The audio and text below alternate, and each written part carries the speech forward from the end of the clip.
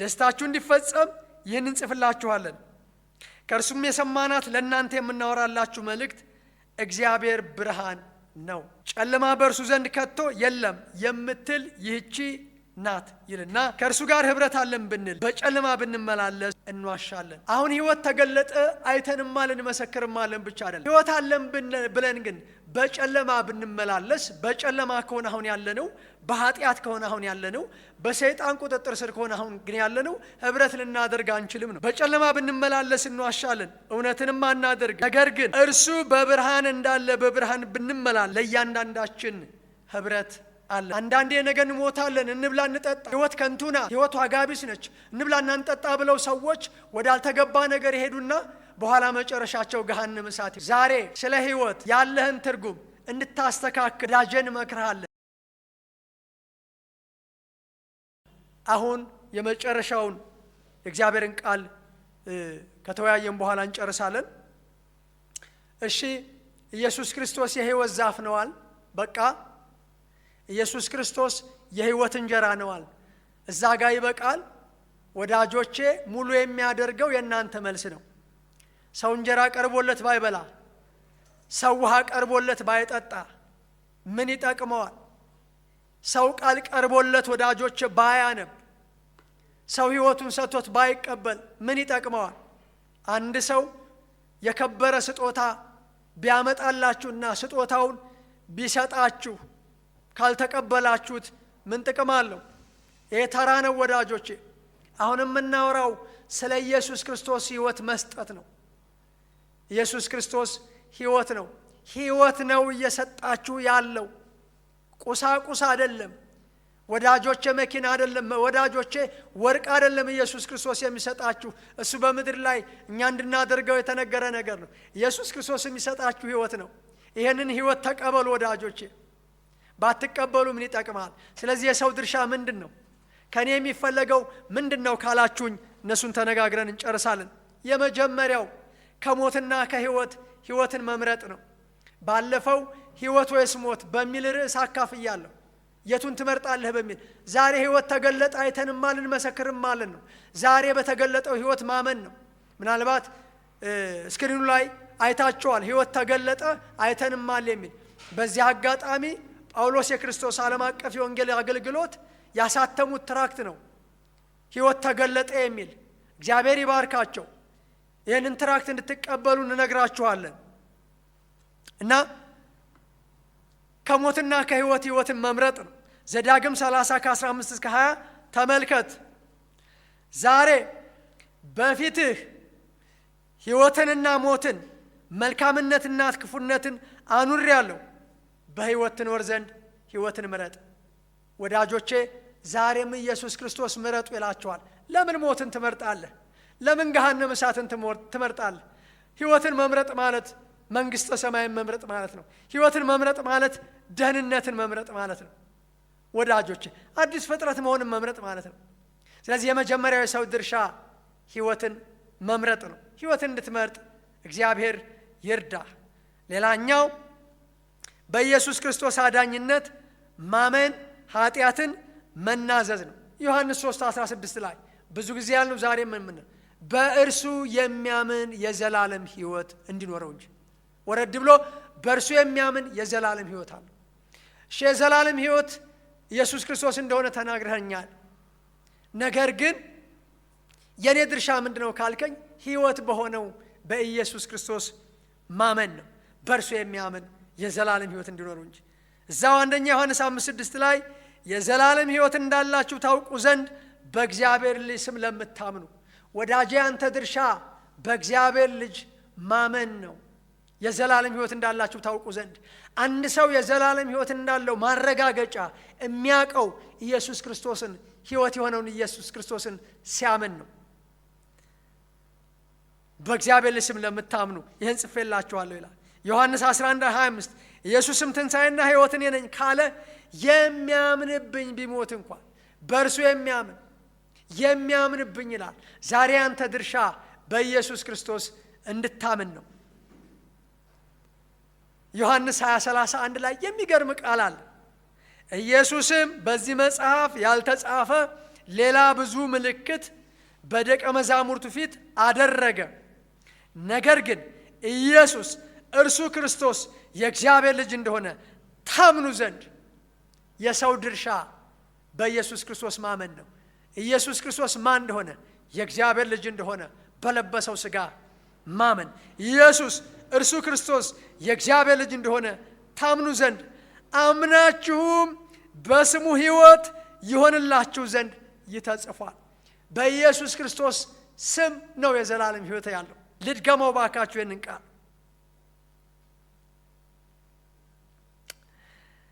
ኢየሱስ እርሱ ክርስቶስ የእግዚአብሔር ልጅ እንደሆነ ታምኑ ዘንድ አምናችሁም በስሙ ሕይወት ይሆንላችሁ ዘንድ። ስናምን በስሙ ሕይወት አለ ወዳጅ። መንፈሳዊ ሕይወት ማለት እሱ ነው። በስሙ ሕይወት ይሆንላችሁ ዘንድ ይተጽፏል። መጽሐፍ ቅዱስ የተጻፈው ሕይወት እንዲሆንልን። ስለዚህ የኔ ድርሻ ምንድነው ካልከኝ በኢየሱስ ክርስቶስ ማመን ነው። ሌላኛው የተገለጠውን ሕይወት ማየትና ኃጢአትን ማየት። ሕይወት ተገለጠ አይተንማል እንመሰክርማለን ብሎ እንደሚል በተገለጠው በኢየሱስ ክርስቶስ ማመን ነው። አራተኛው እግዚአብሔር የላከውን ኢየሱስ ክርስቶስን ማወቅ። ኢየሱስ ክርስቶስን ለማመን ማወቅ ያስፈልጋል። አንድ ነገር ሳናውቀው ማመን አንችልም። ለዚህ ነው አምንበት ዘንድ እሱ ማን ያለው አይነ ስውሩ ወይም ደግሞ ማየት የተሳነው ሰው፣ ይቅርታ ስለቃሉ፣ አምንበት ዘንድ እሱ ማን ነው አለው። አይተኸዋል አለው። ከዛ ሰገደለት። ወዳጆቼ አመነ። ስለዚህ በኢየሱስ ክርስቶስ ማመን ነው። በኢየሱስ ክርስቶስ ደግሞ ለማመን ኢየሱስ ክርስቶስ ማን እንደሆነ ማወቅ ነው። ብዙ ጊዜ ጠይቋል ኢየሱስ ክርስቶስ እነ ጴጥሮስን። ሰዎች የሰው ልጅ ማን ይሉታል ብሎ ጠይቋል። እዛ ውስጥ አልገባም ጊዜም ስለሌለኝ። ነገር ግን እግዚአብሔር የላከውን ኢየሱስ ክርስቶስን ማወቅ ነው የሰው ድርሻ። ዮሐንስ 17 ቁጥር 3 ላይ እንዲህ ይላል፣ አንተንና የላከውን ኢየሱስ ክርስቶስን ማወቅ ይህች የዘላለም ሕይወት ናት። ዛሬ የሕይወት ምሽት ነው። ከዚህ በኋላ በዚህ በ2018 በሕይወት ዘመናችሁ ወዳጆቼ የሕይወት ዘመን ይሁንላችሁ። ለእኔ የሕይወት ዘመን ሆኖልኝ ነው። አንተን የላከውን ኢየሱስ ክርስቶስን ማወቅ ይህቺ የዘላለም ሕይወት ናት። እንዴት አውቃለሁ ኢየሱስ ክርስቶስን ብላችሁ ብትሉ በዚህ ነው። ውሃ ጠጭኝ የሚልሽ ማን መሆኑን ብታውቂ ኖሮ አንቺ ትለምኝው ነበር እንዳለ ሰማርያዊቷን ሴት። ስለዚህ የሰው ድርሻ ምንድን ነው?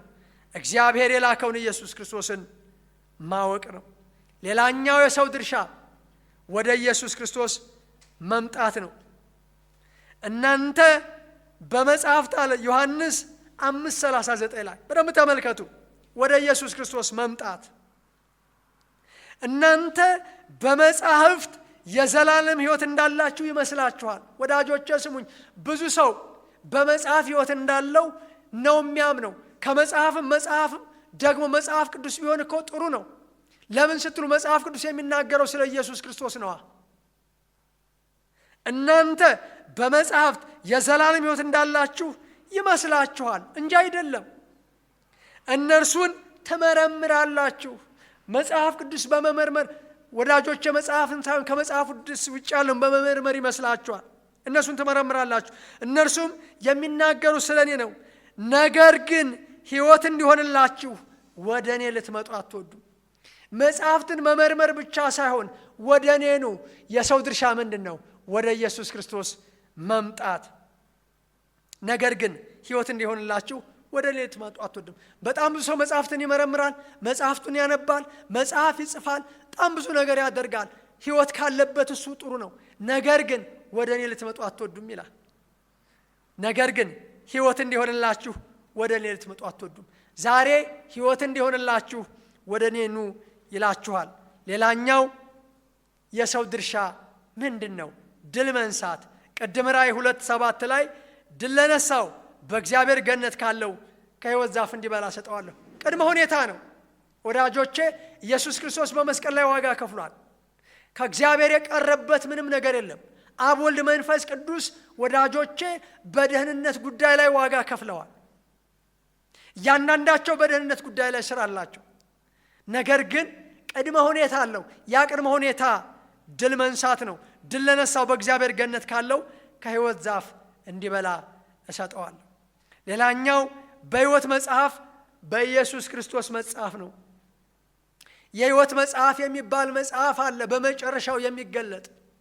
ይሄ የሕይወት መጽሐፍ ነው ወዳጆቼ፣ ወደዛ የሕይወት መጽሐፍ የሚመራው ራእይ 13:8 ላይ ከዓለም ፍጥረት ጀምሮ በታረደው በግ ሕይወት መጽሐፍ። ወዳጆቼ መጽሐፍ በታረደው በግ በኢየሱስ ክርስቶስ ሕይወት ላይ የተጻፈ ነው። በታረደው በግ ሕይወት መጽሐፍ ስማቸው ያልተጻፈ። አንድ ሰው ሲያምን ምንድነው የሚያገኘው ብለህ ካልከኝ፣ በታረደው በግ የሕይወት መጽሐፍ ይጻፋል፣ ስሙ ይጻፋል። ያ ተነቦ ነው በመጨረሻ ለፍርድ የሚበቃው። ያልተጻፉ በምድር የሚኖሩ ሁሉ ይሰግዱታል። በሕይወት መጽሐፍ ካልተጻፋችሁ አድራሻችሁ ገሃነመ እሳት ነው የሚሆነው። ወዳጆቼ ፍርድ መናገር አይደለም፣ እውነታ ስለሆነ ነው። አሁን ድካማችን ክርስቶስ ዋጋ የከፈለው ወዳጆቼ ለክፉ እንዳትሰግዱ ነው፣ ከገሃነመ እሳት እንድታመልጡ ነው። ነገር ግን ሁለት ነገር ይሆናል። በሕይወት መጽሐፍ አትጻፉም፣ ለአውሬው ትሰግዳላችሁ። እግዚአብሔር ያውጣን፣ እግዚአብሔር ያድነን፣ እግዚአብሔር ያትርፈን። ስለዚህ የሰው ድርሻ ምንድን ነው? በሕይወት መጽሐፍ በበጉ መጽሐፍ መጻፍ ነው። ራእይ 20:12 እና 15 ሌላ መጽሐፍም ተከፈተ፣ እርሱም የሕይወት መጽሐፍ ነው ይላል። መጽሐፍ ይከፈታል በመጨረሻው ሰዓት። የተጻፈው ስም ይፈለጋል ወዳጆቼ፣ ጌታ ይርዳን። እርሱም የሕይወት መጽሐፍ ነው ይላል። በሕይወት መጽሐፍ ተጽፎ ያልተገኘው ወደ እሳት ባህር ተጣለ። አቤት አቤት አቤት! ኢየሱሴ መሞቱ ሳያንሰው፣ ዋጋ መክፈሉ ሳያንሰው ይለምናል ዛሬ፣ ኑ ይላል ዛሬ። በሕይወት መጽሐፍ ያልተጻፈ ወደ ገሃነም ተጣለ። አድነን። ሌላኛው የሰው ድርሻ ምንድን ነው?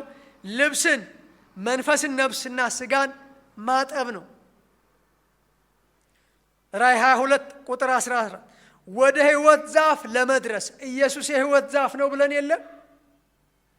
ወደ ሕይወት ዛፍ ለመድረስ ስልጣን እንዲኖራቸው በደጆቿም ወደ ከተማይቱ እንዲገቡ ልብሳቸውን የሚያጥቡ ብፁዓን ናቸው። ዛሬ ልብስህን እንድታጥብ፣ መንፈስህን፣ ነፍስህን፣ ስጋህን እንድታጥብ እንነግርሃል። ሮሜ 6:9 ላይ ብዙዎቻችሁ እንዲህ ነበራችሁ ይላል፣ ኃጢአተኞች ነበራችሁ ይልና ከእናንተ አንዳንዶቹ እንደነዚህ ነበራችሁ ይልና በአምላካችን ስም በእግዚአብሔር መንፈስ ታጥባችኋል፣ ተቀድሳችኋል፣ ጸድቃችኋል። ወደ ሕይወት ዛፍ ለመድረስ ልብሳቸውን የሚያጥቡ ይላል። እንዴት ነው ልብስን የምታጥበው? በመንፈስ ቅዱስ ውሃ በኢየሱስ ክርስቶስ ታጥባችኋል፣ ተቀድሳችኋል፣ ጸድቃችኋል። ወደ እሱ ሲመጣ ሰው ይታጠባል። መለኮታዊ አስተጣጠብ ወዳጆቼ፣ መለኮታዊ አሰራር። ልብሳቸውን የሚያጥቡ ብፁዓን ናቸው። ውሻዎችና አስማተኞች፣ ሴሰኞች፣ ነፍሰ ገዳዮች፣ ጣዖትን የሚያመልኩ በውጭ አሉ። ልብሳቸውን የማያጥቡ ምን አይነት ሰዎች ናቸው? ውሻዎች ይላቸዋል። የስህተት አስተማሪዎችንም ለመናገር ከውሾች ተጠበቁ እንደሚል። አስማተኞች፣ ስለ አስማት ይገባናል። አስማተኞች እግዚአብሔር ይርዳችሁ። ሴሰኞች፣ ነፍሰ ገዳዮች፣ ጣዖትንም የሚያመልኩ። እያንዳንዱ ራሱን የቻለ ትርጉም አለው። ጊዜ ስለሌለ ነው ለዛ አልገባም። ነገር ግን በውጭ አሉ ይላል። ልብሳቸውን የሚያጥቡ ግን ብፁዓን ናቸው ወደ ሕይወት ዛፍ ለመድረስ። የሰው ድርሻ ምንድን ነው? ልብስህን ማጠብ፣ መንፈስን፣ ነፍስህንና ስጋህን በመለኮታዊ አስተጣጠብ በኢየሱስ ክርስቶስ በመንፈስ ቅዱስ መታጠብ። ሌላኛው የሕይወት ውሃ የሆነውን ኢየሱስ ክርስቶስን መጠማት ነው፣ መንገብገብ ነው፣ መራብ ነው። ወዳጆቼ ኢየሱስን የሚያስጠማ ኢየሱስን የሚያስርብ ነገር ያልተጠማ ሊጠጣ ስለማይችል፣ ያልተራበ ሊበላ ስለማይችል መጠማት ይሁንላችሁ። ራእይ 22:17 መንፈሱና ሙሽራይቱም ና ይላሉ፣ ና ኢየሱስ ይላሉ። የዘገየው ሁሉ ወደ ንስሐ እስኪደርሱ ነው። ኢየሱስ ይመጣ ነበር ወዳጆቼ፣ ድጋሜ ይመጣ ነበር ወዳጆቼ። አንተን እየጠበቀ ነው እስክትጠማ ና እስከምትል ወዳጄ። መንፈሱና ሙሽራይቱም ና ይላሉ። የሚሰማም ና ይበል፣ የምትሰማኝ የምታየኝ ወዳጄ ና በል ኢየሱስ ክርስቶስን መጋበዝ ነው ና ማለት። ወደ ሕይወት ማስገባት ነው ና ማለት። ና ይበል። የተጠማም ይምጣ፣ የወደደም የሕይወትን ውሃ እንዲያው በነፃ ይውሰድ። ስለ ሕይወት ነው እያወራን ያለን። ይሄ የሕይወት ምሽት ነው። ዘመናችሁ የሕይወት እንዲሆን ነው የምንጸልየው። ስለዚህ እንዲላ የተጠማ ይምጣ፣ የወደደም የሕይወትን ውሃ እንዲያው በነፃ ይውሰድ። ዛሬ ወዳጄ እንድትጠማ ወደ ኢየሱስ እንድትመጣ ኢየሱስ ይጋብዝሃል። የኢየሱስ ክርስቶስን እንጀራውን መብላት መንፈሳዊ መናን መብላት ነው።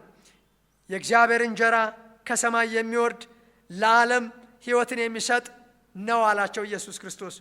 አንደኛ ቆሮንቶስ 10 ከ3-4 ብዙ ጊዜ ስለ ኢየሱስ ክርስቶስ ግብዣ ስንጋብዝ የሰው ድርሻ አባቶቻችን ሁሉ ያንን መንፈሳዊ መጠጥ ጠጡ። አባቶቻችን የሚለው እነ አብርሃም እነ ይስሐቅ እነ ያዕቆብ እነ ሙሴ እነ ዳዊት እነ ኢያሱን ነው ወዳጆች። እና አባቶቻችን ሁሉ ያንን መንፈሳዊ መጠጥ ጠጡ። ኢየሱስ ክርስቶስ በብሉይ ኪዳንም ነበረ፣ መንፈሳዊ መጠጥ ነበረ፣ ጠጡ። ሁሉም ያንን መንፈሳዊ መብል በሉ። ኢየሱሴ መንፈሳዊ መጠጥ ነው።